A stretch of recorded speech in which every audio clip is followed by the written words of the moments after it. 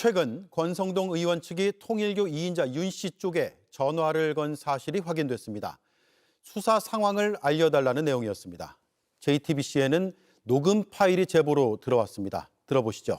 이자연 기자의 단독 보도입니다.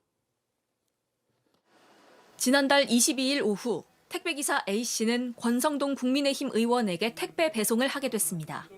받는 사람은 권 의원이었지만 연락처는 권 의원 보좌진의 전화번호가 적혀 있었습니다.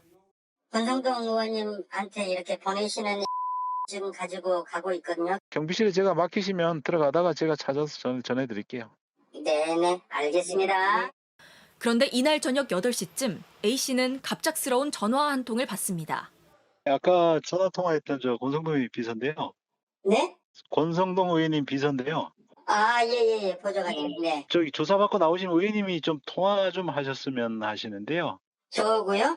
아니 저기 저 윤 본부장님하고. 잘못 건 전화였습니다. 그러면 이따 통화. 저는 배송기사인데요. 아, 예, 죄송합니다. 예. 이날은 전 통일교 2인자 윤모 씨가 첫 번째 특검 소환 조사를 받은 날이었습니다. 윤 씨는 지난 2022년 권성동 의원에게 불법 정치 자금을 전달한 혐의로 조사를 받고 있었습니다.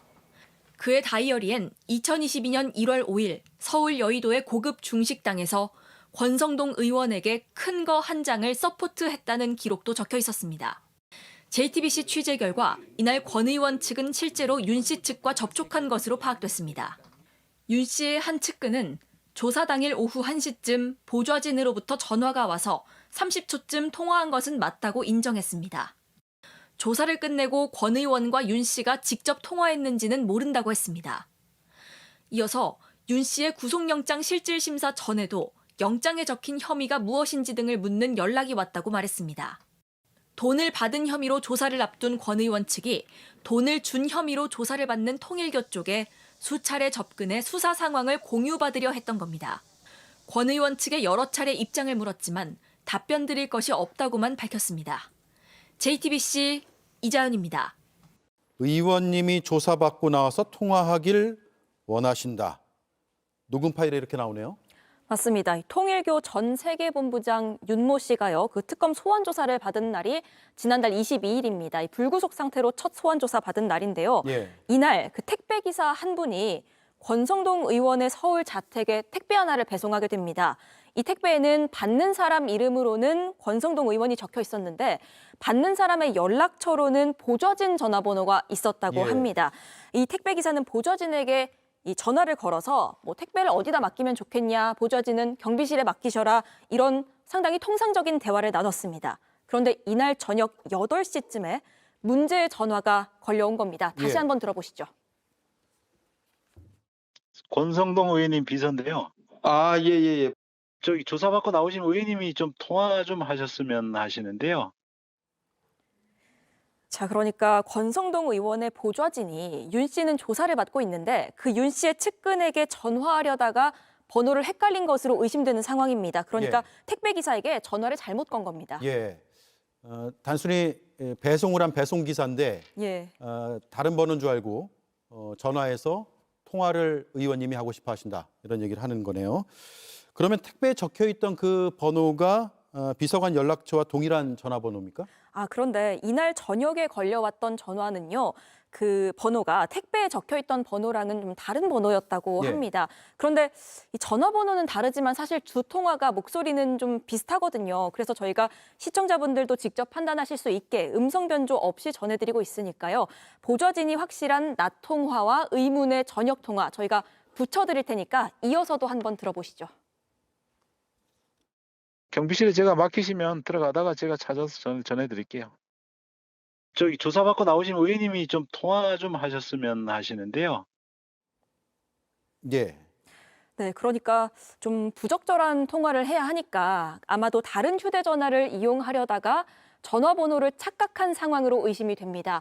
그리고 그 저녁 때 통화를 한 문제 전화번호는 저희 JTBC 취재가 시작된 이틀 전부터 지금까지 전원이 꺼져 있습니다. 예. 전화번호는 다르고 그런데 목소리는 상당히 유사하게 들리네요. 그런데 이게 잘못 건 전화는 이제 배송 기사한테 한 것이고 예. 실제로 권 의원의 보좌진이 윤 전 본부장에게 전화를 했다면서요? 그것도 확인됐다면서요? 그렇습니다. 이 문제의 전화 통화 녹취 자체가 그렇게 시작하지 않습니까?